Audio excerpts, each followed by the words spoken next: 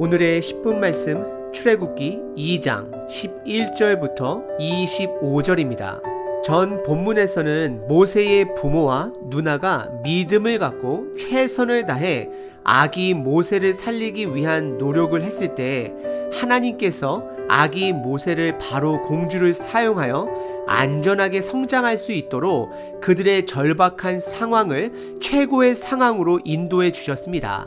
하지만 오늘 본문은 인간의 최선뿐만 아니라 하나님의 때 또한 우리들이 인지해야 함을 가르치고 있습니다. 오늘 본문은 모세가 애굽의 노예 관리자 한 명을 죽이고 미디안 광야로 도망치는 이야기를 담고 있습니다. 우리 주변에 재치 있는 사람들을 보면 적절한 타임대에 적절한 행동과 말을 함으로 주변 사람들을 훈훈하게 할 때가 있습니다. 하지만 반대로 동일한 행동과 말이라 할지라도 적절한 때를 맞추지 못하면 주변 사람들을 불편하게 합니다. 믿음의 사람들은 하나님의 때를 인지할 줄 알아야 하고 기다릴 줄 알아야 합니다. 오늘 모세의 이야기를 통해 나는 하나님의 때를 기다릴 줄 아는 자인지 아니면 나의 판단만을 믿으며 하나님의 때를 인지하지 못하고 행동하는 자인지를 돌아보시길 바랍니다. 오늘 본문은 크게 두 가지 이야기를 담고 있습니다. 첫 번째는 모세가 이집트에서 이집트 노예 관리자 한 명을 죽이고 이집트를 떠나 도망가는 이야기입니다. 두 번째는 미디안 땅으로 도망가 그곳에서 가족을 이룬 이야기를 담고 있습니다. 특별히 오늘 본문을 더 잘 이해하기 위해서는 히브리서 11장과 스테반 지사님의 설교, 사도행전 7장의 내용을 참고하시면 더욱더 잘 이해하실 수 있습니다. 첫 번째 부분은 11절서부터 15절 모세가 살인을 저지르게 된 이야기입니다. 11절에 모세가 장성했다 성경은 말합니다. 그리고 한 번은 자기 형제들에게 가서라고 저자가 표현하는데요. 모세는 그 당시 본인의 형제들을 보기 위해 나아갔다라고 성경은 말합니다. 그는 비록 애굽에서 왕자로 성장은 했지만 계속해서 본인의 민족 이스라엘에 관심을 갖고 있었던 것을 잘 알 수 있습니다. 그래서 히브리서 11장에 모세는 성장하면서 도리어 하나님의 백성과 함께 고난받기를 잠시 죄악의 낙을 누리는 것보다 더 좋아했다라고 고백합니다. 이것은 모세가 애굽의 왕자로서 부귀명화를 누리는 것보다 본인의 백성들과 함께하고 싶어 했던 것을 다시 한번 확인시켜주고 있습니다. 그리고 모세는 그의 백성들이 고되게 노동하는 것을 지켜봤다 말을 합니다. 그리고 노예를 담당하던 한 애굽의 사람이 본인의 형제를 치는 것을 보게 됩니다. 그리고 12절에 그는 좌우를 살펴 사람이 없음을 확인하고 애굽 사람을 쳐 죽여 모래 속에 감추게 됩니다. 모세의 살인은 계획된 살인은 아니었습니다. 충동적인 살인이었습니다. 그리고 또 돌아보게 되면 왕자로서 분명히 애굽의 관리를 죽일 수 있는 권력도 있었을 것입니다. 그리고 12절에 치다라고 사용된 원어의 뜻은 폭력일 수도 있고 살인일 수도 있는 구분이 되어지지 않는 단어를 사용합니다. 그래서 어찌 보면 이것은 애굽 관리가 이스라엘 백성을 죽이려고 했을 때 모세의 정당 방해일 수도 있습니다. 하지만 문제는 그가 애굽이 아닌 히브리인들 이스라엘 사람들 편에 선 것이 바로 애굽의 법으로 봐서는 반역죄라는 것입니다.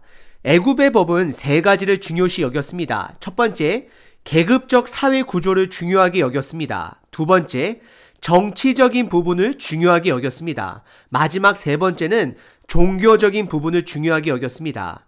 하지만 모세는 어찌 보면 이 세 가지를 다 어기게 된 것입니다. 그리고 13절 이튿날 두 히브리 사람들이 싸우는 것을 보고 모세는 그들 사이에 끼어들지만 그들은 모세를 그들의 민족 또는 그들의 리더로 받아들이지 않게 됩니다. 14절에 그가 이르되 누가 너를 우리를 다스리는 자와 재판관으로 삼았느냐라고 물어봅니다. 그리고 애굽 사람을 죽인 것처럼 나를 죽일 것이냐 되물어보게 됩니다. 그 당시 히브리 사람들은 노예로서 거친 대우를 오랜 기간 동안 받다 보니 서로를 향해서도 거칠어졌음을 짐작해 볼 수 있습니다. 그리고 성경은 아직 이스라엘 사람들이 모세를 그들의 사람 그리고 그들의 리더로 인정하지 않음을 분명하게 보여주고 있습니다. 이것은 어떻게 보면 아직 하나님의 때가 되지 않았음을 성경은 보여주고 있는 것입니다.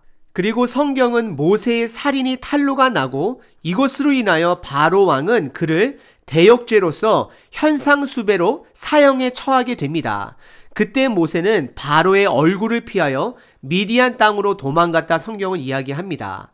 모세는 성장하면서 계속해서 본인의 민족인 이스라엘 사람들에게 마음이 있었습니다.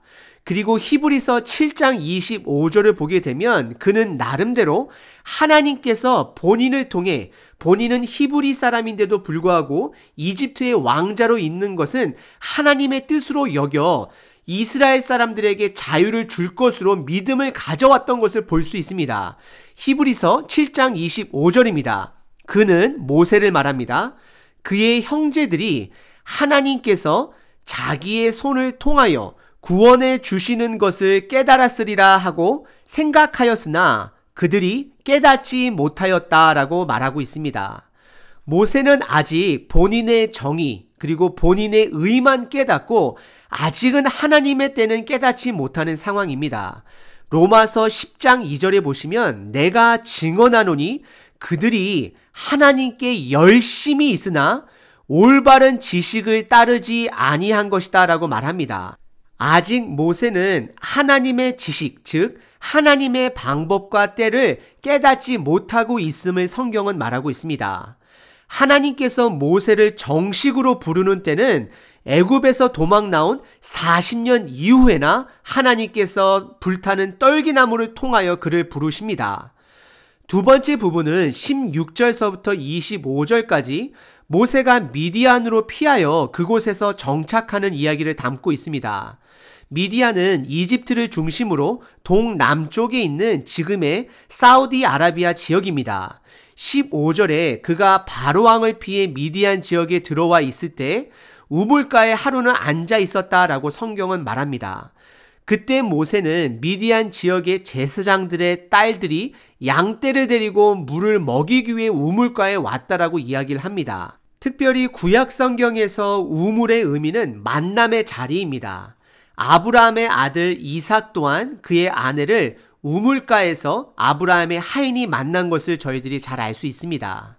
미디안의 제사장 딸들이 양떼를 데리고 와서 물을 먹이기 위해 우물가에 왔지만 그때에 한 목자들이 그 여인들의 양떼가 물을 못 먹게 쫓았다라고 성경은 말합니다.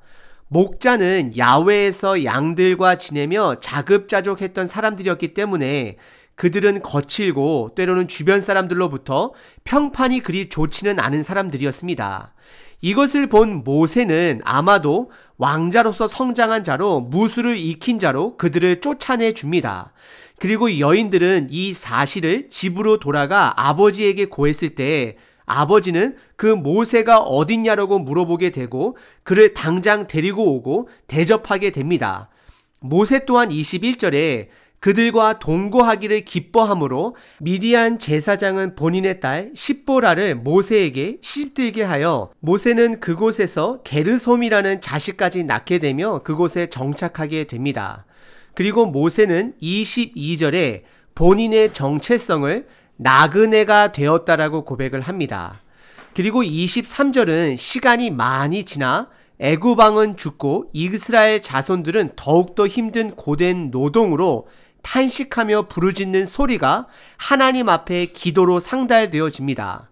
23절 여러 해 후에 애굽 왕은 죽었고 이스라엘 자손은 고된 노동으로 말미암아 탄식하며 부르짖으니 그 고된 노동으로 말미암아 부르짖는 소리가 하나님께 상달된지라 라고 성경은 말하고 있습니다. 그리고 그때 드디어 하나님께서 움직이십니다. 24절에 하나님이 그들의 고통 소리를 들으시고 하나님이 아브라함과 이삭과 야곱에게 세운 그 언약을 기억하사라고 말씀하고 있습니다. 그리고 25절은 하나님께서 이스라엘을 기억하셨다라고 다시 한번 강조하고 있습니다. 하나님은 모세가 애굽을 도망쳐 나와 40세 때에 약 40년 동안 그를 훈련시키시고 배우게 하셨습니다. 모세가 배운 광야의 40년은 그가 아무것도 아님을 배웠고 40년 동안 하나님이 모든 것임을 배웠습니다. 참으로 긴 시간 동안 간단한 진리를 배웠지만 배워야 될 절대적인 진리를 배운 것입니다. 모세의 40년은 다음의 7가지로 정리할 수 있습니다. 첫 번째, 그는 더 이상 살인을 하지 않았습니다. 여자들을 괴롭히는 목자들은 죽이지 않았습니다. 두 번째, 모세는 항상 약자의 편에 서 있었습니다. 세 번째, 여인들을 구해준 것뿐만 아니라 그들의 양떼에게 우물에 물을 퍼다 주었습니다. 즉, 섬김을 배웠습니다. 네 번째, 그리고 그의 삶이 나그네라는 것을 배웠습니다. 22절에 내가 타국에서 나그네가 되었다 고백을 합니다. 다섯 번째, 가족을 가졌습니다. 우리들도 결혼을 통해서 그리고 자식을 통해 많은 것을 배우고 경험합니다. 모세 또한 가족을 통해 인생을 배웠을 것입니다. 여섯 번째, 모세의 장인이 양떼들의 목자로서 그 또한 목자로 양떼들을 40년 동안 돌보며 양떼를 어떻게 돌보는지에 대한 것을 배웠을 것입니다. 그리고 마지막 7번째는 모세의 장인은 그 지역의 제사장의 역할을 했습니다. 우상 숭배를 하는 자였지만 모세는 장인을 통해 이스라엘의 하나님을 항상 생각했을 것입니다. 그래서 모세는 40년 동안 본인은 아무것도 아니고 하나님이 모든 것임을 배웠습니다. 그리고 이스라엘 백성들은 고난을 통해 드디어 그들의 부르짖음이 하나님을 찾는 기도가 되었습니다. 모세가 애굽의 왕자로 있을 때 그들은 모세를 리더로도 생각하지 않았고 하나님을 부르짖도 않았습니다. 하지만 이제는 그들이 부르짖고 하나님을 찾기 시작합니다. 그래서 하나님은 드디어 반응하기 시작하셨습니다. 그리고 40년이란 기간 동안 하나님께서는 모세를 준비시키시고 훈련시키셨습니다. 혹시 저와 여러분들이 모세의 40년의 과정을 지금 거쳐가고 있는 것은 아닌지요? 그 40년 동안 우리는 하나님이 우리의 전부임을 배워야 합니다. 모세는 분명 오늘 본문을 기록하며 그때는 하나님의 때를 알지 못했던 본인의 모습을 회상했을 것입니다. 하나님의 때를 안다라는 것은 매일 삶 속에서 성경 말씀을 통해 그분과 동행하는 가운데 하나님의 인도함을 받는 것이 하나님의 때를 아는 것이고 인지하는 것입니다.